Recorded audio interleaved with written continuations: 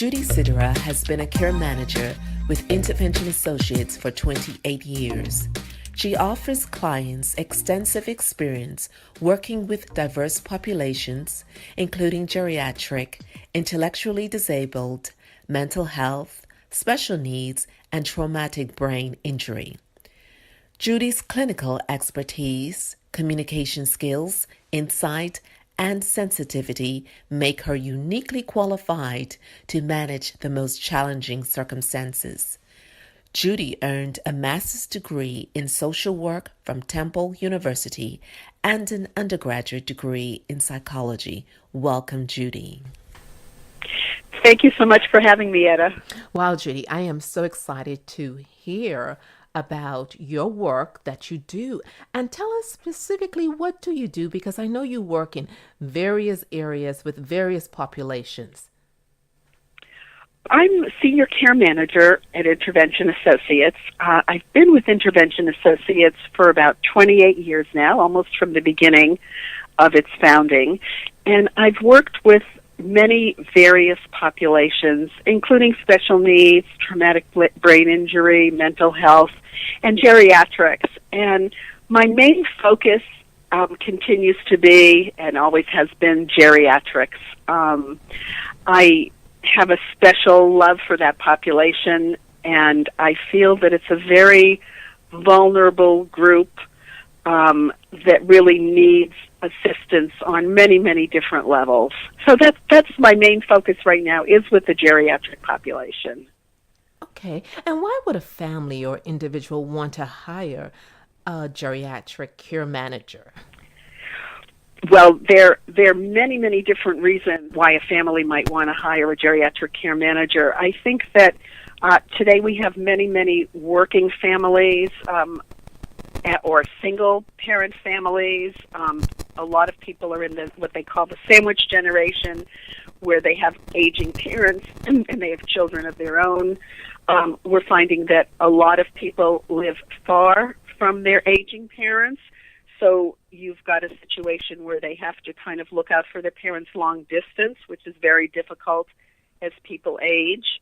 Sometimes people are just burnt out by the needs and demands of their aging parents. I think people are finding that our health system today is so fractured that it's extremely difficult for people to navigate on their own.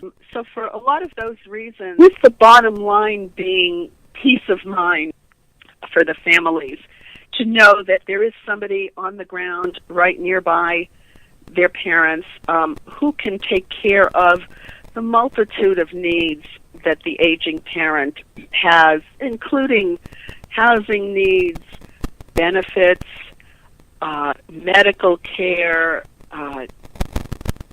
different kinds of connections to resources, caregivers.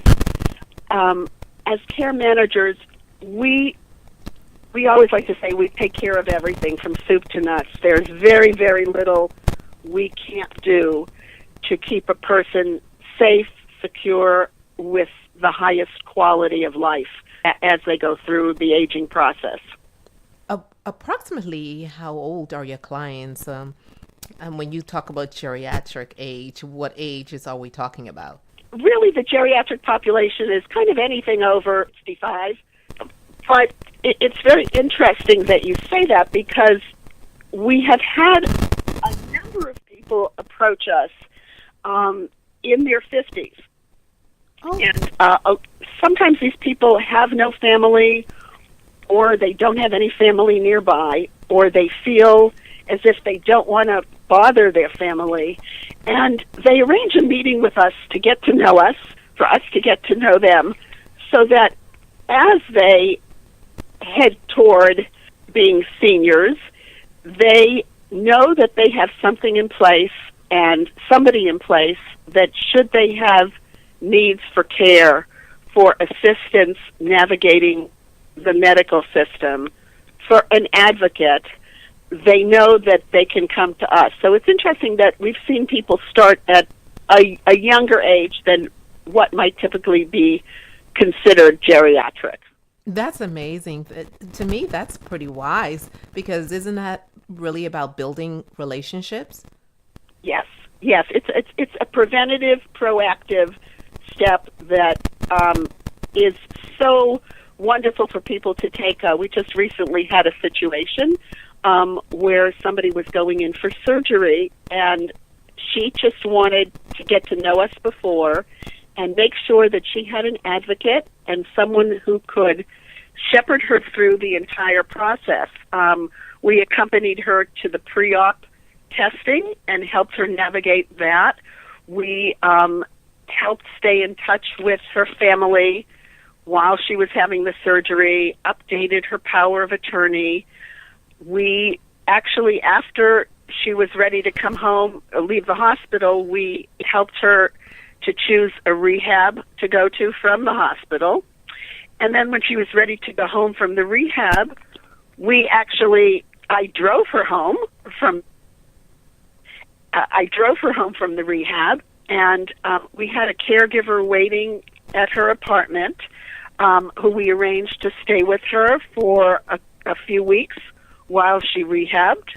And that, she couldn't thank us enough for providing all that assistance, all that care, and all that peace of mind for her. Okay, so I know a little bit about your other sister partnerships that you have, like, for example, with Friends Life Care.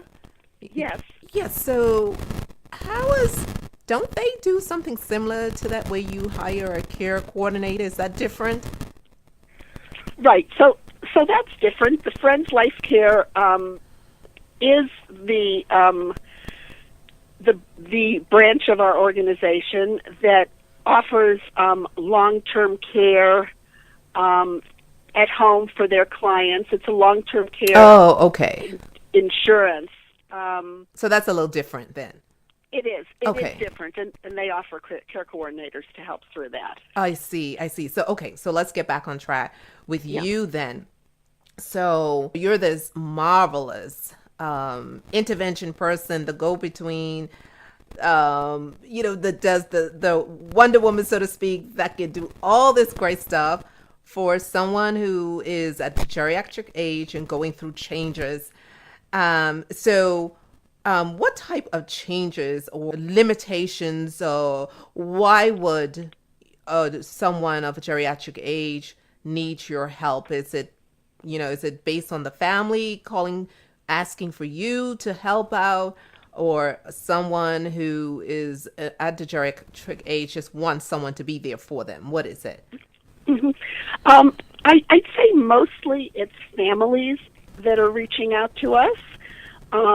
Also, it can be, we do get a lot of referrals from attorneys and from trust officers who are working with clients who are finding out that the clients are having difficulties. And by that I mean that as somebody ages, most people start having some health problems. Some people start having cognitive decline and signs of dementia.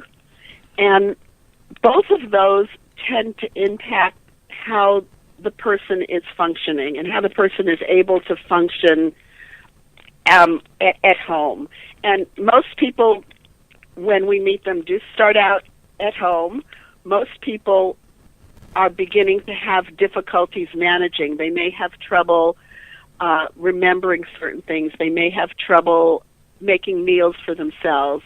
They may have trouble paying their bills. They may be confused about the multiple medications that they have to take. They may be missing appointments. Family may notice that they're not taking care of themselves in the way they used to.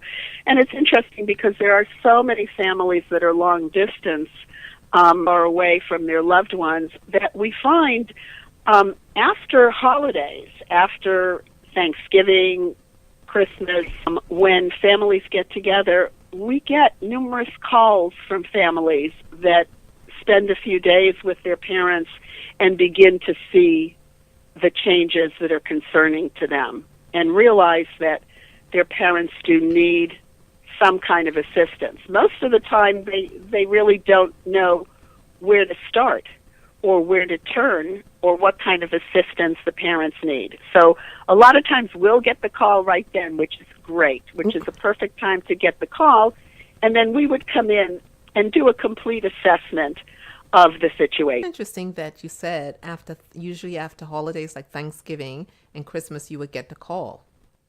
That's when, a lot of times people will speak to their folks on the phone, especially if they're out of state. And it's interesting because people can keep up a facade, and you do see this a lot of the time, that people can present themselves as still functioning very, very well. And I think that's a matter of pride for a lot of seniors. They don't want people to know they're having trouble. And we see it a lot of the time that they don't want their family, their kids, to know that they're having trouble. So they'll say, "Oh, everything's fine," and they'll, be speaking on the phone, and you don't pick up the cues that might tell you that there are some problems here. But when families come in and they spend time with the person, that's when they really notice that mom and dad might be slipping in certain areas. And I think the more proactive and preventative people can be, the better the outcome. Mm-hmm. Yes, and that's certainly true. There's nothing like face-to-face communication. So that is so true. So tell me, right, if someone wants to hire a geriatric care manager, what should they look for in an individual or an organization? Right. So I think because the population that we deal with is so vulnerable, I think it's critical for people to look for an organization with a lot of experience, a stellar reputation. They need to check references. I think that, one thing about Intervention Associates is that it's based on Quaker values, our organization. It's a not-for-profit. And what are those Quaker values? For those who are listening who may not be familiar with the Quakers.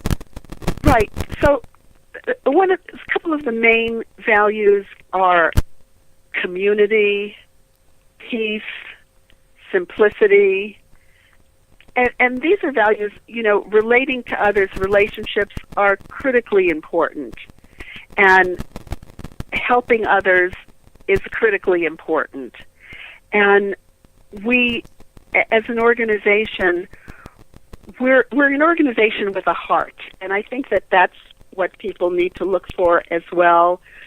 We really care about our clients and the people we come in contact with. We become surrogate family members with special expertise, and we value our long-standing relationships with families, with our clients, and I think that that's what people need to look for. They need to look for an organization with a lot of depth that's based on solid values. And I think that's something that, we offer to people. We have an extremely experienced staff of care managers who work with us. They have wonderful experience. They're people who have a heart. They really care about their clients. This is not just a job for them. They will go above and beyond, and I think that's another hallmark. I can't think of anything that we don't do to keep our clients safe and ensure the highest quality of life for them. And we also have a lot of respect for our clients, and I think that's something that's critical. We see that a lot when you're working with people with dementia. I think many people don't treat them with respect, and I think that that's one of the things, one of our hallmarks is that we treat everybody with respect and with dignity. And I think that's a critical piece of what someone needs to look for also in a geriatric care manager. Mm-hmm. So, how can you, as a senior care manager, make a difference in the lives of families? I think that for one thing, we give them peace of mind, and I think that's a critical piece. It's interesting. I'm thinking of so many families that I've worked with over the years, and when I think of the first phone call when they're just finding out what care management is all about and what we might be able to do for them through the years, they all say the same thing, that they are just so happy to have found us, to have found an organization that could take care of all the needs of their parents, at the same time including them in the process and communicating with the families. That's another important piece of what we do. We communicate constantly with the families to keep them involved. They're part of the team. We're all in this together to help their parents, so they feel very much included and they're up to date as to what is going on with their parent.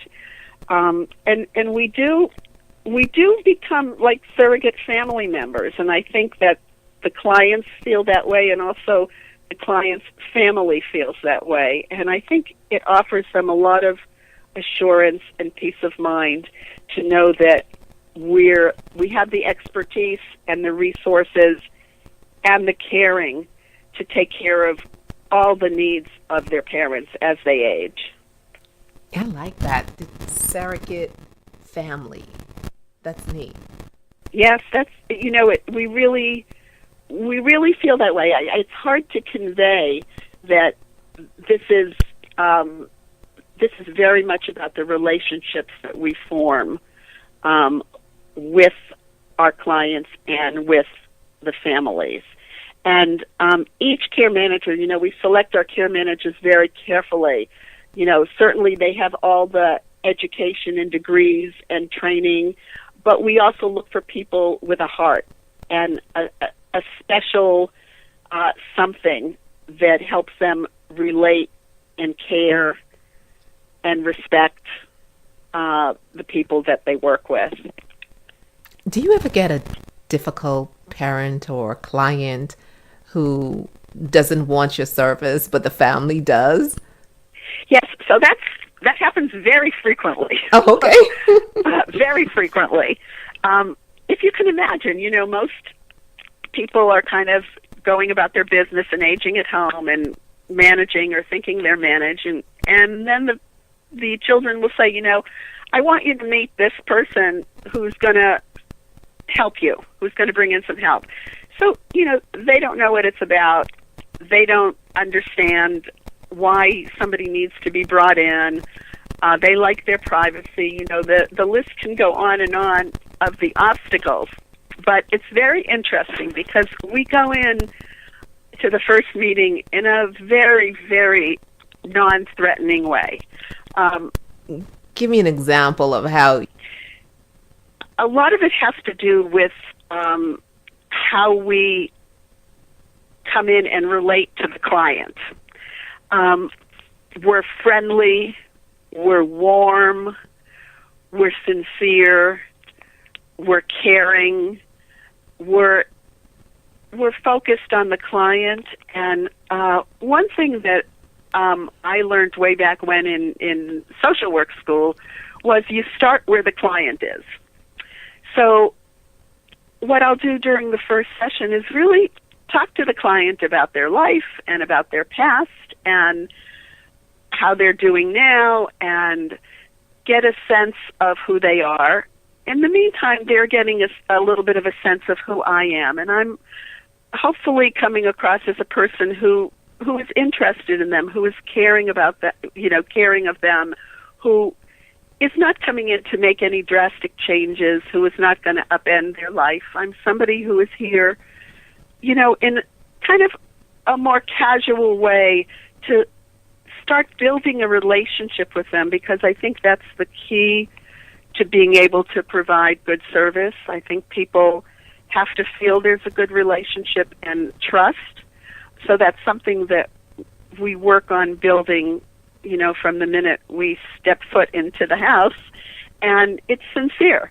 And I want to hear how the person feels and what they feel they need. Now, sometimes an older person might verbalize, yeah, you know what, I don't drive anymore and I could use somebody to help me drive. And so that's exactly where I would start with that person and that family. Even though the family might have a whole list of other things that they were concerned about, and we would do our own assessment to come up with a list, I would certainly try to address what the client wanted initially, because that's another thing that helps build the relationship, and it's something that the client wants, and I think we have to meet the needs of the client as they perceive them also, as long as they're safe, as long as it's something that's reasonable and keeps them safe. Yeah. So, okay, I'm going to do something that's a little different here. Give you a fun question. Let's, lighten it up a bit.